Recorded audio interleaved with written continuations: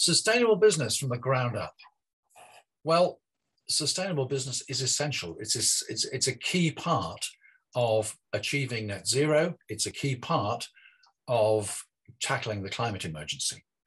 And from the ground up, because yes, big corporations are making an awful lot of fuss about being green and being eco, and we hope that they're living up to their words.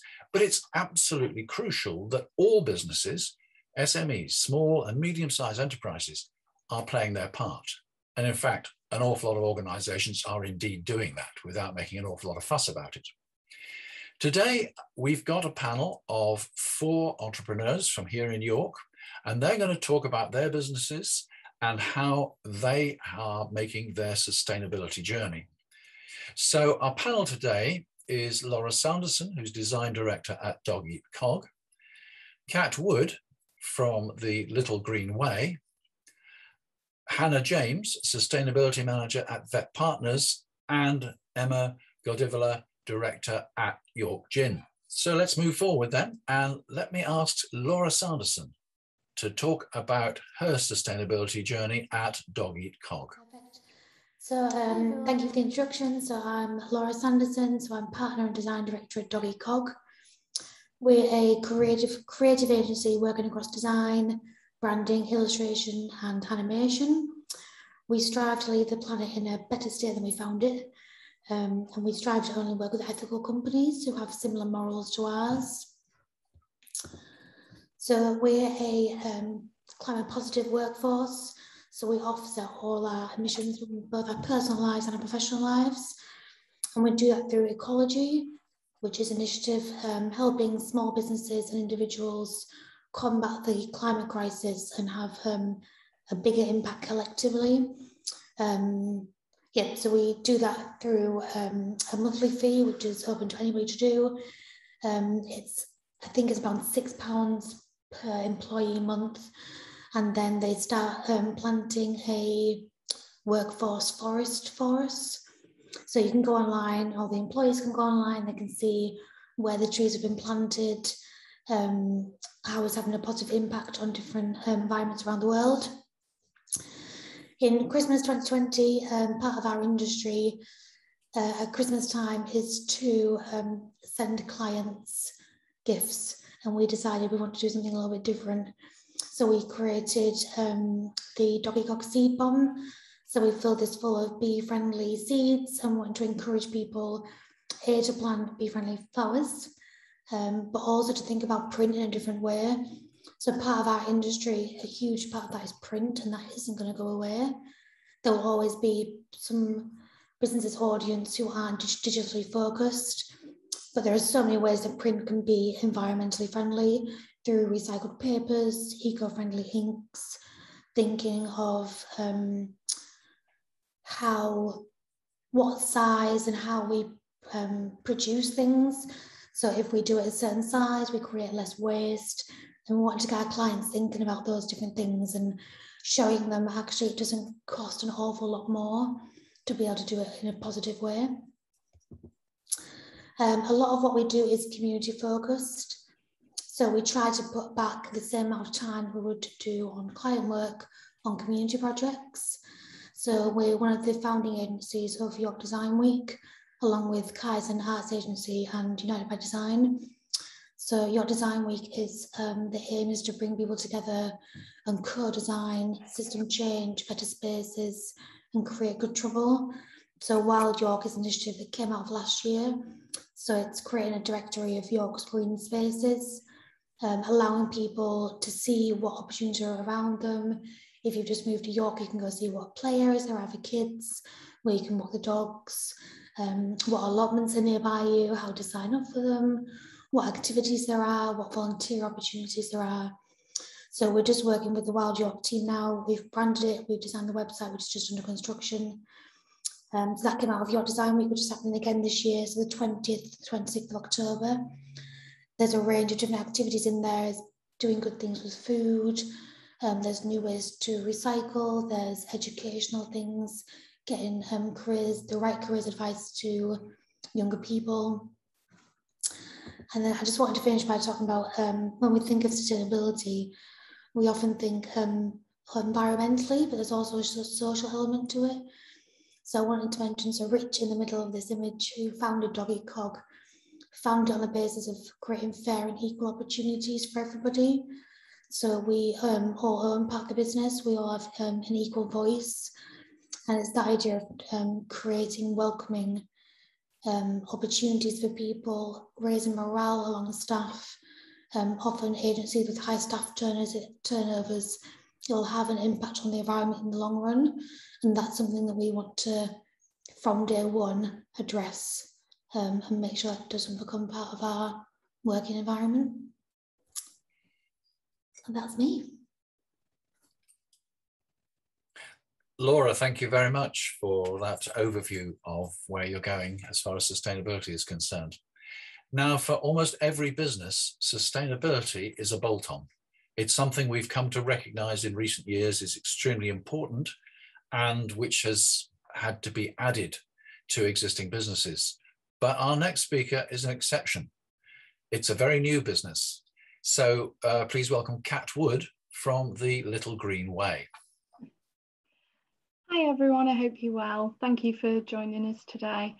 So we are the Little Green Way. I say we, it's kind of the royal we because it's just me and my colleague Becky, who's been working with us for a couple of months now.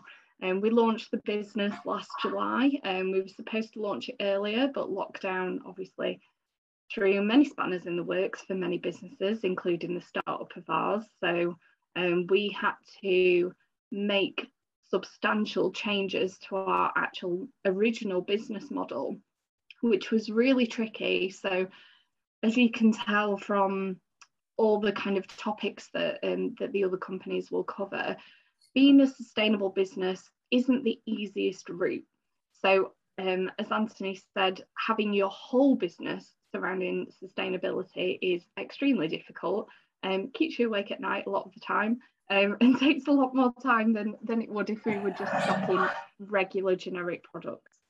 So the big challenge that we faced was, how do we launch a sustainable business in lockdown with supply issues, not being able to get into the original venue that we wanted to, which was actually on Acomb High Street. We had to think really quickly, and in doing that we reached out to the local community, who were incredibly supportive of us. So we actually ended up on a business park, which is not the usual retail outlet. We're on a business park, and we actually locally crowdfunded for our van. So our van allows us to go out and deliver to the community. So those who can't access a zero waste shop, there are a couple in York already who offer lots of different things. But for us, it was about the accessibility. It was being able to have the parking available, especially disabled parking, having spaces to put your bike outside, being able to walk down with the family, making our little teeny tiny shop as accessible as possible. The kind of bolt onto that with the local home delivery was also enabling us to have a website that functioned and engaged people and allowed people to shop planet friendly just as easily as they would if it was Tesco or Morrison's or Asda. So we had a massive challenge with a very small budget to go out and try and take on the big local companies and encourage people who never shopped in this way before to shop with us. So traditionally, a zero waste shop like ours, people would be expected to bring their containers, they would be expected to refill their bottles. A lot of the expectation is placed on the customer themselves, and it is kind of forcing them to change their habits before they even walk through the door. And these were some of the huge barriers that we knew were an issue within our industry that we wanted to battle. So not only were we battling to get people through the door, we were battling the supply chains and also kind of the wider economic climate as well. So the ethos that we ended up with, we are really, really, truly proud of. It's come out of a lot of challenges, but actually we feel it's helped us to create the best business model we possibly could, which is giving our customers what they need whilst being as sustainable as possible. So the kind of core value of our business is that we welcome everyone. It doesn't matter what stage of your journey you're at. If you've never shopped in a zero waste shop before, we want people to come in and imagine our shop as any other shop, where they don't have to worry about which item they pick up off the shelf, because all of that research, all of that legwork about whether it's ethical, the origin of the product, the packaging itself, or lack of packaging in many respects, all of those issues, they've already been dealt with by the customer, and they can trust us to make that decision for them. That is a huge barrier that a lot of companies have, is actually customers trusting that they've made the right decision for them. And my background in market research has really shown me that customers do place the expectation on businesses. So they're saying, you know, why put the pressure on me? Actually, it's for you to give me a sustainable product. It's for you to give me a sustainable service, and I can choose whether I want to shop with you or not. And the likelihood is, the growing trend, that the more sustainable a business is, the more likely customers will flock to you compared to a competitor.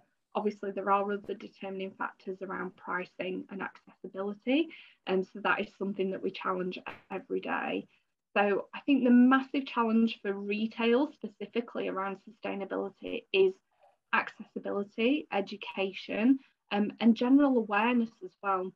People understanding the impact their actions are having, but not making them feel bad about it. So we do have customers who come in and go, do you know what, I've just been to Tesco, my car is full of plastic, but I wanted to come to you to refill my washing up liquid. And we just say, well done for doing that. You've made a decision to do that. You've made one small change. And as we've shown, even just in the past year since January, I'm just looking at my phone for the latest stats, 10,651 plastic bottles we've saved, or customers have saved since January. That's from refilling their cleaning products or purchasing drinks in glass rather than in plastic. And alongside that, we've saved nearly 40,000 plastic food wrappers. So again, that's customers either bringing their containers to us to refill, or us putting them into a paper bag loose for them, or a returnable container. So that one person coming in, changing that one bottle of washing up liquid, actually equates to a huge number when we have the number of customers that we do return into us each week, which we are immensely proud of. Like I say, it's not an easy thing to do. For us as a business, it's very challenging, and we're constantly having to keep updated. But I think the best advice I would give to any other business owner who's maybe looking to sidestep into more sustainable actions for their business is to start small. So it might be that you refill all your hand wash in the office, or allow your staff to work from home so they don't have to commute, or enable your customers to interact with you in a slightly different way, and actually thinking about not just the current audience that other businesses like ours, so other zero waste shops will generally go for people who are already interested in environmental issues, but we kind of just try to target the entire market, which is a huge challenge. So think big, don't be scared of the challenge, and equally there are so many hundreds of businesses out there ready to support you in making those changes as well. And from a customer perspective, the easier a business makes it for you, the more likely you are probably to shop with them. So challenge the businesses that you shop with and make sure that they're doing something, they're going that extra step and looking to make changes, because a lot of the time it might actually just be because they don't know themselves, they're not educated in that area. And if you can give them that core piece of information, you could not just help other people who shop there to shop better, but also impact a huge supply chain as well. So everyone can have a huge impact, even if it's just by making a comment or choosing to switch to one different type of product. Kat, thank you very much for that. No problem. Oh, we've got an echo there somewhere. Sorry about that. Right. Well, we now move from a very new business, a very small, for the moment, business, to a much more established and much larger business. So, Hannah, please tell us a bit about VetPartners and about your sustainability journey in that company. Yeah, sure. So hi, I'm Hannah, and yeah, I was going to start this with a disclaimer that I'm unlike the others on this call. I'm not an entrepreneur. I work for a company that was started by a very small group of entrepreneurs. So VetPartners was sort of born about 5.5 years ago in a vet practice in York, in the kind of upstairs room of this practice. The practice had been bought out by a large corporate, and the vets that worked there were very unhappy with how it was going. They were finding it incredibly stressful. So they actually kind of bought back the business from that corporate and decided they wanted to set up their own veterinary company that would have a similar business model but approach it in a totally different way, with practices as partners rather than just kind of subsidiary companies. So that's why VetPartners is called VetPartners. In the last 5 years, it's grown from being a very, very small business with just based in York to now being just having expanded into Europe and having about 6,000 people working for it, kind of all over the UK and some in France and Italy. So in that journey, it's kind of gone from being a small business to a large business very, very rapidly, and I kind of joined in the middle of that as sustainability manager. So yeah, VetPartners wasn't founded as a sustainable company, to be honest. It was founded on a set of core values, which included, respect, compassion, which I think are really fundamental to thinking about sustainability anyway, and wanting to do things in an ethical way. As the company got bigger, the management team were increasingly being approached by vets and nurses in practice saying, we're really passionate about sustainability. We want to make our practices more sustainable. How can we do it? And eventually my role was created to kind of be someone who could actually be dedicated just to that and to create a bit more of like a strategy for the company. I don't really love the word strategy because it sounds like just a vague set of promises that you're not going to do, but I guess a more systematic approach to, someone who could really be dedicated to it. So I joined the company in January 2020, and my first job was to create the sustainability strategy. Having worked for other large businesses, I kind of knew that you can have these sustainability aims that are, like Anthony said, like completely bolted on to the business. They're not a core part of what the business does.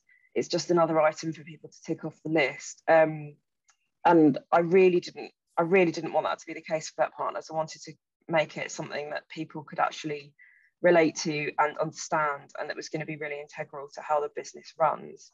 So I started just visiting lots of different vet practices, and either going to see them in person or having phone conversations and just talking to people about sustainability and looking at what themes were emerging and what the really big issues were, and then constructing our approach around that. So it's still based around the company's core values, and it's really responding to what people actually wanted to do and thought the business should be doing. And I think it seems to have had a really, really good response in terms of people actually wanting to talk to me about it and be part of it.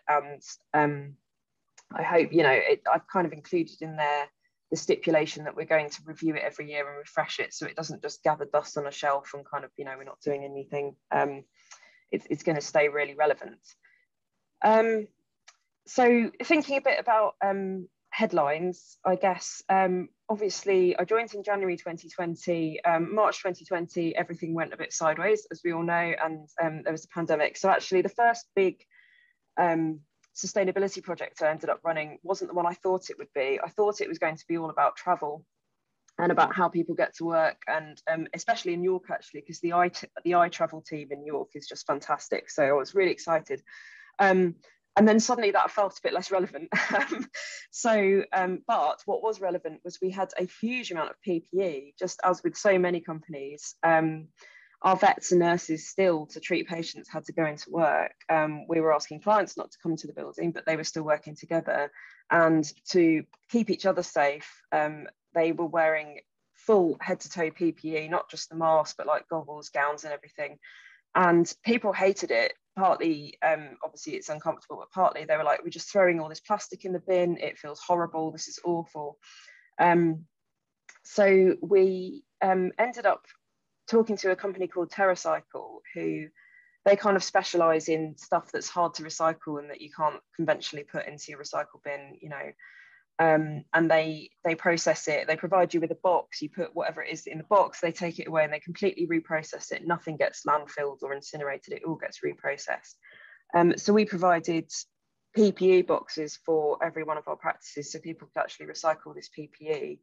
And we've just reached the milestone, I think, where we've recycled over 1 million items of PPE and something in the region of like 3.5 tons since last year. So that's really nice. And like, not only was it great because we weren't chucking all this plastic in the bin, it also actually was a bit of a morale booster at a time where there wasn't a lot of good news around. People were saying like, things are really stressful for such a wide range of reasons, but at least this is one thing that everyone's kind of doing and getting behind.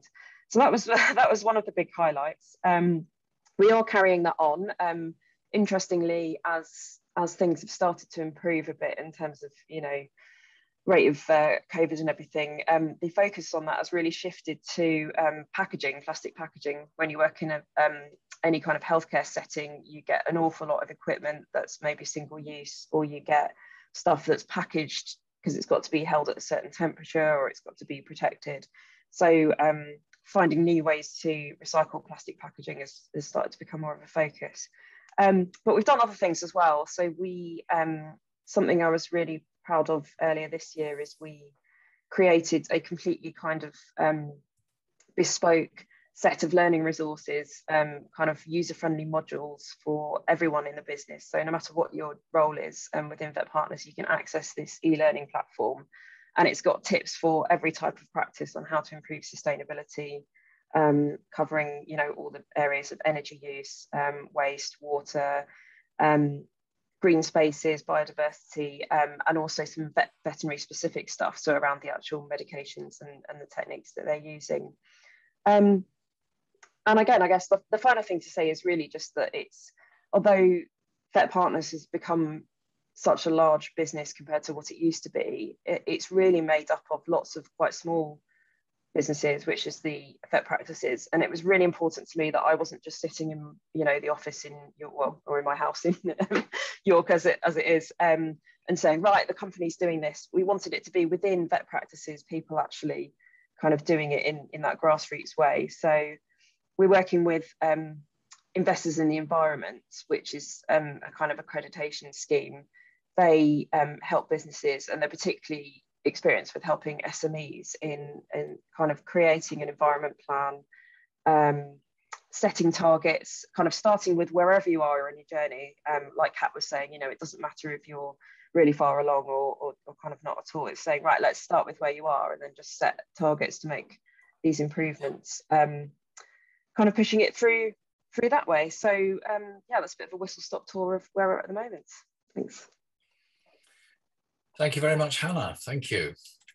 Well, we've got a wide range of organisations, actually. We started with a media company. We moved on to a sustainable retailer. We've just heard from what I might class as a professional services company. And finally, a manufacturer. So please welcome Emma, who's going to tell us about the sustainability journey from York Gin. Hi, yeah, my name's Emma. I'm one of the co-founders and directors of York Gin. So we do manufacture gin in a custom albis, and we started in 2018. Our first bottles came out. And it's a tricky one with manufacturing. We use a lot of energy, use a lot of glass, use a lot of water. And we're making alcohol as well. So there's lots of sort of questionable practices that we were already starting. But our core principles, and it's funny one, because we did start out thinking we absolutely want to do the right thing, even if we are making booze. And and we actually said our principles, we even said from day one, was treating our planet and our people and our partners with the utmost respect, to make sure that we make a quality product at all times, and also to have fun, which I think can get lost in sustainability chat sometimes, that somehow it feels a bit sort of dour and everything's depressing. and we can't do anything. And there are times, of course, when I can't sleep and I've got children, I think, oh my God, what are we doing with this planet? But on the other hand, you want to take those positive steps and do as much as you possibly can, and also encourage each other. And this is a wonderful forum to hear some excellent things, which I think, oh, yes, we need to do that. Yes, we need to keep remembering about removing the barriers and that kind of stuff that really makes a huge difference. So we started small. We are still quite small, despite the fact that we're quite visible. We have 10 permanent employees and about 30 people who work in our retail outlet as well. Part of their job descriptions, the first thing on their thing is we act sustainably. So everything you do, any decision you make, you put that at first. What's the best way we can do this? Do we have to, which partner should we use? When you're buying something, a package, or when you're traveling to work, can you please put that at the top of the list? It's the most important thing that we do. But it is still fun. It's actually, it makes people feel good. It makes our employees feel good. It makes us feel good, and it doesn't hurt our PR. It really doesn't. And you don't do it to get better sales.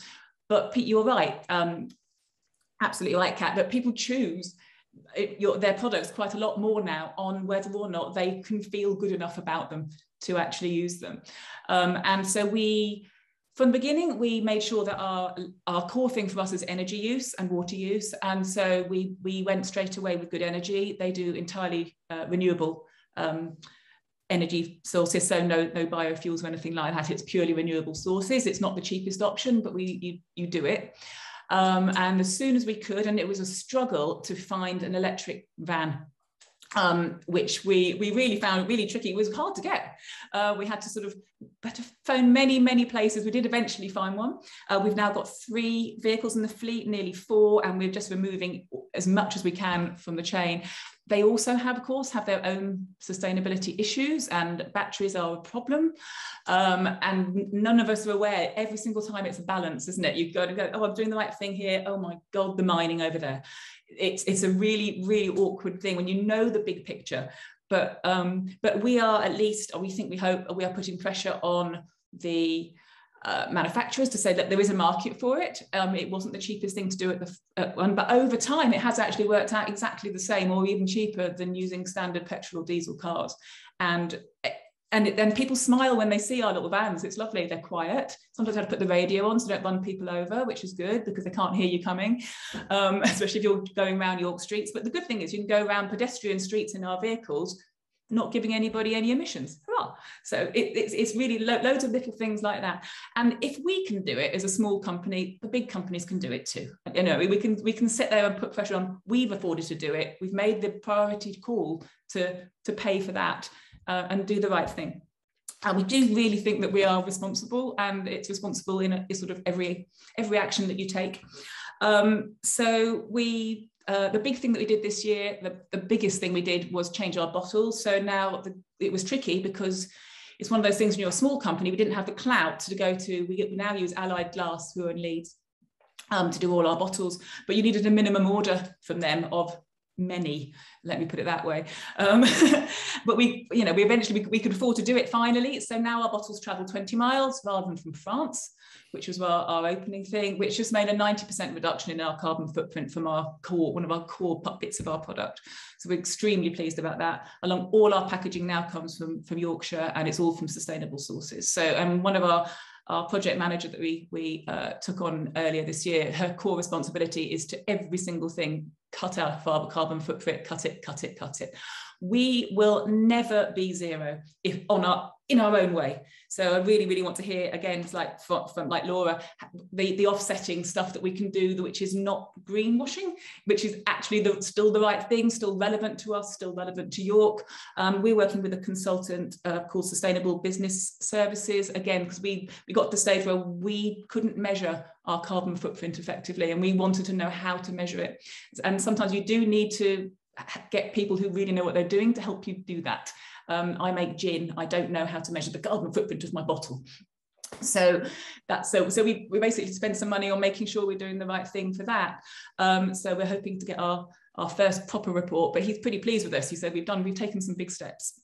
So we're very chuffed, but there's always more that we can do. Again, also said, I think you have a community responsibility and to our own employees. So we committed right at the beginning to be a living wage employer, and to make sure that we give back to charities as much as we can. I think if you want to tap us up as a local charity, you've got a pretty good chance, by the way. You always go for Pete. He pretty much says yes. If it's anything to do with you or the environment or being kind, he's fabulous for that. And I think that's the kind of thing, really. So when people approach us, and lots of people want to work with us, which is wonderful, and we're really pleased, their very first question Natalie will ask you, say, so what's your environmental plan? Where's your stuff come from? Which just puts it, most people, thank goodness, have some sort of idea of what it is now, which is it's completely different to 3 years ago. It's becoming an actual sort of natural thing. And we are looking, I don't know if anybody else is becoming, what do I come up with a term for it now, to become accredited. So that means that part of paperwork, which is a bit annoying, of putting things together, is just approving that you're doing the right thing rather than just doing the right thing. But we'll get there. I'm going to stop waffling now, and that's it. Emma, thank you very much. And thank you to all our panelists for your information and ideas. Laura, if you'd like to send me your slides, then I'll try and incorporate them in the recording later on. Now, before we move on to an open question and answer, I'd just like to ask the panel members whether they have any questions for each other or any points that they'd like to clarify from what they've heard. Laura. I would like to ask about, so currently we have an office, so we've grown during the pandemic. So beforehand we were all sort of based at home, and now we're looking for an office. At the moment we're in a co-working space, but it'd be nice to hear if anybody sort of has an office, what they've put in place, what we should be looking out for as we move into a space. Well, let's open that not only to the panelists, but if there's anybody in the audience who would like to comment on that, then please put your hand up. Now, how you put your hand up, because we're moving towards the Q&A session, is at the bottom of your screen. When you've moved the cursor to the bottom, there is a button marked reactions. Click on that reactions button, and then it says raise hand. So click on that, and that puts you up in the top left-hand corner, and we all know that you're wanting to ask a question. So any response then for Laura's point? Looks like we've got Hannah with a hand up. Yes. Yeah, I wanted to give another shout out to iTravel in York, actually, given that, you know, for a York-based company. So I think they're funded by York Council, but they're sort of like the sustainable transport team. And we had an office move last year, and when I was thinking about travel, I was talking to them about it, and they came in and did a session, and they basically did like a drop-in for anyone could drop in, and they will do you a personalised travel plan. So you could say, for example, I don't know, I live in Skelton and I need to get to whatever, you know, part of York. They'll sit down with you and kind of say, okay, here are the cycle routes, here's the public transport. They do this thing where if you've been driving in, you can get, I think it's like a free trial of like a bus pass for a month or something, just to give it a try. They were doing, and I think might still be doing, like free trials of electric bikes and stuff. So if you've got people, if you're moving from like home working or, you know, moving to a different place, and you've got people and you're thinking suddenly your travel impacts might be going up, that's something you can do. And it's I don't know, I just thought it's a fantastic resource, and I've not known anything like it in other areas, so well worth looking at. Thank you for that. Well, let's throw this wide open. To the audience. Have we any questions or observations or ideas that you would like to share with us? Just going to say we've got a hand up from Kat there as well. Yes, Kat. Just going back to the point about office space as well, and kind of looking, obviously we've had a lot of issues trying to find retail space in lockdown. It's not the easiest, and we had to make a lot of compromises that we weren't initially willing to make, but to get everything off the ground, we've had to kind of park that for now and start looking for the kind of future space that's better for us. So again, I'd talk about baby steps. Like if you're using co-working spaces, that's brilliant, because it's utilising a certain space really well, and it reduces your overheads massively as well, that kind of commitment. But I think the big key things to look at are, like Emma said, who are the energy suppliers, and if it's leased out by a rental company like our spaces, is challenging those people to say, okay, who is the provider and how are you making them, you know, choose the more sustainable options, whether it's, okay, we all pay a little bit extra or something, we're happy to do that as long as you're choosing an ethical provider. Insurance companies are also quite a big one. Obviously we use Aviva because they're local, and I used to work with them. So, but it's kind of looking at that company as a whole and who they invest in as well. What are their ethical policies? How do they treat their staff? So it's kind of like allowing everyone in the chain and process, whether it's insurance, who you purchase your vehicles from, who you buy your stationery from, who the lighting's done by, all those kind of things, to make sure that that kind of process is ethical, but try not to get too bogged down in it. But equally, in terms of things like furniture, so many businesses, and it drives me mad, go out and they go and buy everything brand new, and they spend thousands and thousands and thousands kitting out.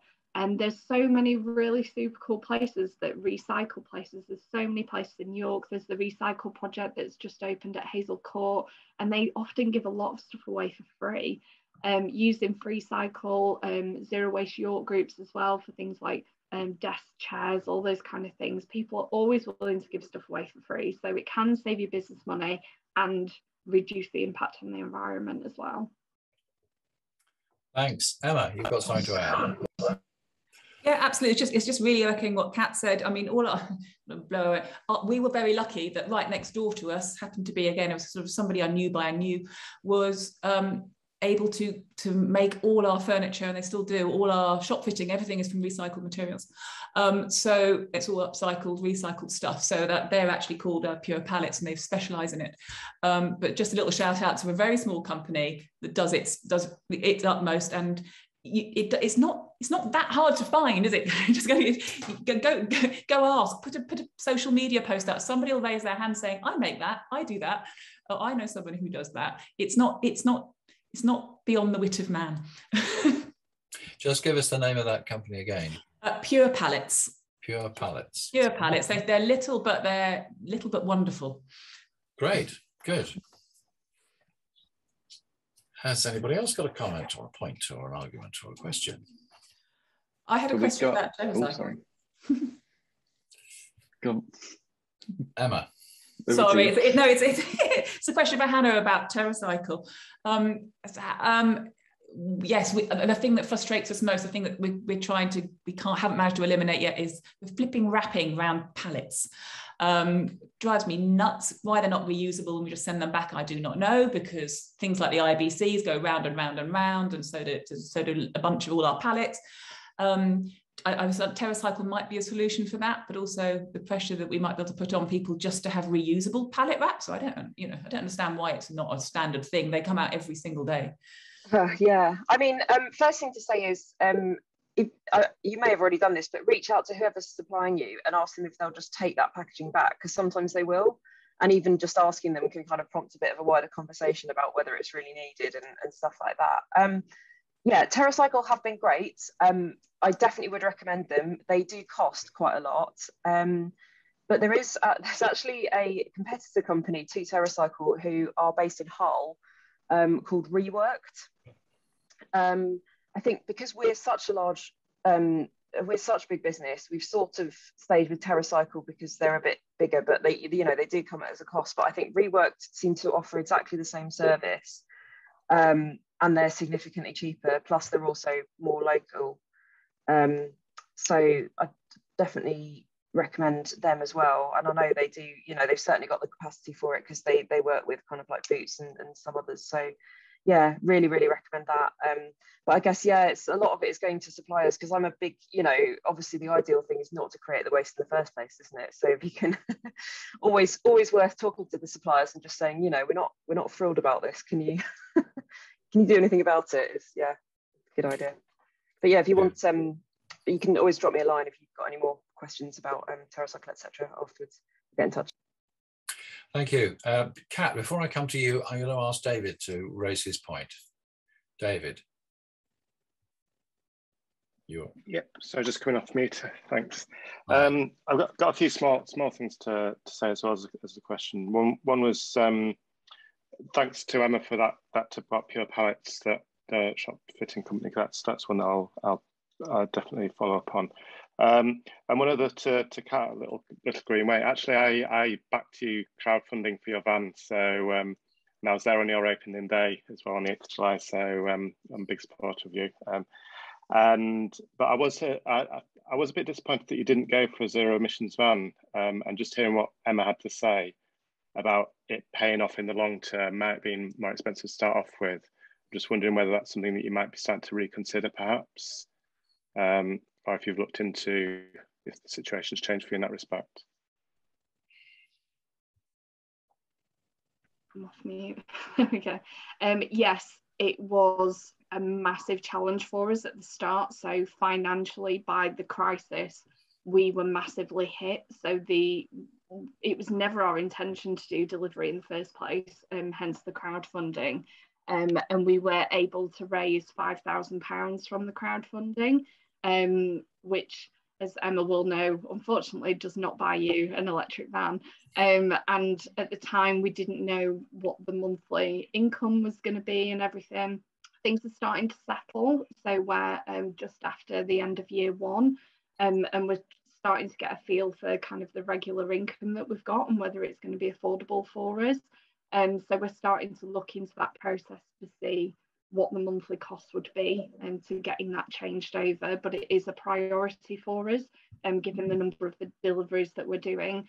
But the kind of, I suppose, like many people said, not an offset to it, but our big pledge personally is around planting trees locally. So our aim is to try and offset, but not just by planting somewhere we'll never see the tree, is to get customers involved and being able to plant them in their gardens and local communities, so it's benefiting our local environment as well. So that's the kind of short-term fix for that. It's not the ideal fix, but we are massively working on it, and we may just need a little bit more investment before we can do that. That's really interesting, actually, because it segues quite nicely onto my second question, which maybe is a bit more for Laura. You mentioned about how you offset your carbon. So I'm actually in the process of starting a business, and I've identified that the biggest impacts that we will have is energy use and also our initial construction cost, carbon impact. Sorry. So I guess that's one area where I don't know a lot really about how to go about offsetting, and how do you know when you do it that it is actually genuinely having the effect you're looking for? Because I might be being a bit cynical, but I just wonder whether, you know, when people say, oh, we've planted so many trees or whatever, you know, are they definitely exclusively offsetting that, or, you know, are 10 people claiming to offset the same tree, sort of thing? And how do you know it really is working and is genuinely offsetting and isn't just greenwashing? And how do you go about it in the first place, and really, and so on? So maybe yourself, Kat, what you've described sounds really interesting, but also, Emma, what's your experience from offsetting? Who wants to come back on that one? I'll come on. So we chose ecology based on the two people who found it. We actually read about them on LinkedIn, followed their journey from quite early on, doing really amazing things. And it was a way for us, with how having to spend a lot of time researching, which at the time we didn't have. We didn't want to wait a year to be doing that. Whether we do that through, so Wild Yorkley project we're doing, there's going to be a community forest, so whether we look at how we do that through a business through that. But using ecology allowed us to put in how many miles each of us travel, what equipment we used. It worked out on average what our emissions would be, and then offsets them. So for us, it was a way not to, goes back to, I think it was Emma saying maybe that, you know, how do we find out what what we need to offset, and that was a way to do it. We read a lot about ecology.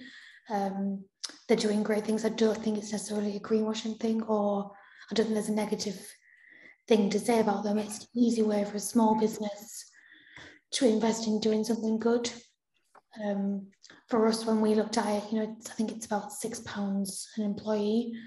It's an affordable thing that if we do something bigger in the long run, that's great. But if we don't, or we can't afford to, at least we're doing something small now. We can always build on it, but we've done a little step in the right direction.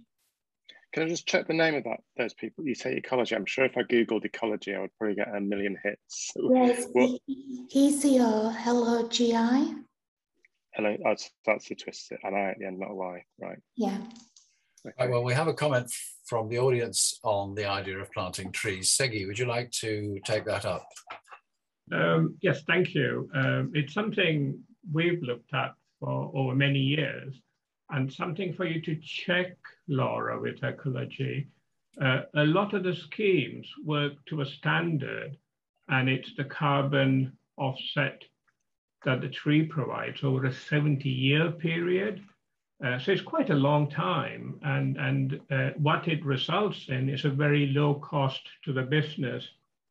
So £6 per month works out at around, obviously, well, it's £72 a year, which in terms of tons of carbon is 1 ton of carbon.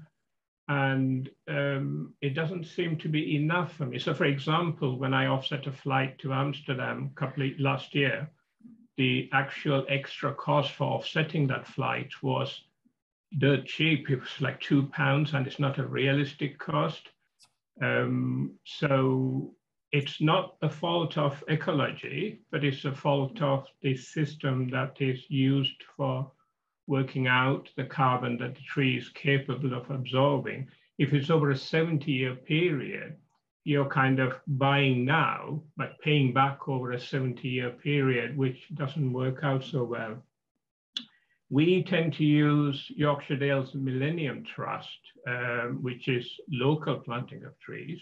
It's expensive, relatively. It's £10 per tree, and we work on a figure of 20 kilograms per tree after around 10 years. So that actually works out at a lot higher cost, but in my view, it's actually a more realistic cost for carbon offsetting because it's a more realistic time period. So around about 20 years, your trees are starting to have an effect. And I know, to answer David's question, that Yorkshire Dales Millennium Trust is a local trusted organization. They name the woods where the trees are planted, and we have a personal contact there that looks after the tree planting for us. Mm-hmm. I think it's fair to say that offsetting is a minefield. There have been cowboys in the industry, people who sell the trees twice, people who chop down the trees after 20 years, because if a tree is actually going to do the work and achieve the offset that you want, as Segi says, you're really looking at a 70-year life, and it's very difficult to be sure that trees will be looked after for that period. There is a place for offsetting, but it's not the total answer. There isn't enough room on Earth to grow enough trees to deal with present levels of emissions and so on. So it's a conundrum, but some stages there's nothing left that you can do but offset. Yeah, my reason for asking is because the construction phase of our business, I'm expecting to use an amount of concrete, and I know that concrete has got quite a carbon footprint to it.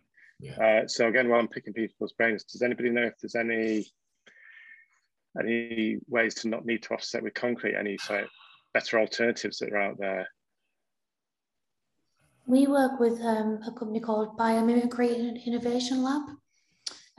Sorry, can you repeat that? Sorry. Biomimicry Innovation Lab. So it's owned by Rich McCowan. If I get your email, David, I can introduce you both. But they do a lot of work around finding alternative materials. So he might be somebody good to speak to about some different alternatives. Just a plug for the Sustainable Futures Report. I'm going to be interviewing somebody from the concrete trade association specifically about lower carbon impact cement and concrete. So that will be coming up in the next few weeks. And we are actually coming up to 1 o'clock. So I would just like to ask, have we got a final comment, a final question before we round this session off and bring it all to a close? So we had a question in the chat a while ago, just asking from Andrew, there's lots of barriers to becoming more sustainable, but if you could name one, what would it be? Right, well, I'll pass that to the panel. Kat, when you're unmuted. The biggest barrier that we find, bar none, that we've put surveys out and everything, asked everyone, it's changing habits. So you have to actively encourage someone to change their everyday behaviours, which if anyone on the panel has ever been on a diet like I have, you know that it's really hard to do because it's hard to change your mindset into something new. So us helping to take those barriers down and to make life easier or make sustainable choices the easier option, or just exactly the same as the existing options that people have, that will help more people to make positive changes. Thank you. Laura. Yes, I was going to say, for me, knowledge. So I don't profess to know everything, or probably enough, but it's finding the time, the correct information, to be able to get enough knowledge to then be able to make an impact, have an impact. Anna. I think it's, quite similar to Laura's really, is kind of complexity. Sometimes when you're trying to find a solution to a problem, you end up coming up with a different problem, and you get a bit bogged down in trying to find all the information. So it's like, we're trying to use less plastic, but then you get bioplastics which bring with them their own problems. So I think sometimes it's good to go back to basics a bit and just set yourself some targets, and how can we get closer to that target? You're not looking for perfection, you're looking for an improvement and to be going in the right direction. And Emma. Okay, I know this is from the ground up, but we shouldn't let off the big boys in this. I think part of our power should be to constantly be battering the government and battering them hard to make it impossible to cause this amount of damage. It shouldn't be down. I think we're all doing the right thing, and if everyone was like us, it'd be great. But they're not. And then that's the big barrier. The barrier should be, you shouldn't be allowed to produce that many bloody plastic bottles. You should just not be allowed to do it. It's simple as that. So let's not forget, we're doing the right thing, and the small things matter, but the big things matter more. There are some big boys doing some very big damage, and I want all our voices to be constantly on them as well. And we just demonstrate how you can do it. Well, thank you very much. And thank you to all on the panel. Thank you to you in the audience for joining today's session. Now, before we go, I'd just like to draw your attention to another session, which is tomorrow afternoon at 3 o'clock. And it's about district energy, district heating, and decarbonising York. We need to reduce the carbon footprint of our communities as much as of our businesses. And home heating is one of the major sources of greenhouse gases, and that's mainly down to gas boilers.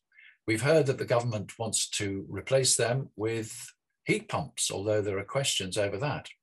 So tomorrow I've got another panel, an international energy consultant calling in from Toledo in Ohio. He's a specialist in district heating, which he's implemented across North America and in Europe. I've got a specialist in retrofitting insulation, because if you've got the heat, the best thing to do is not to let it get out.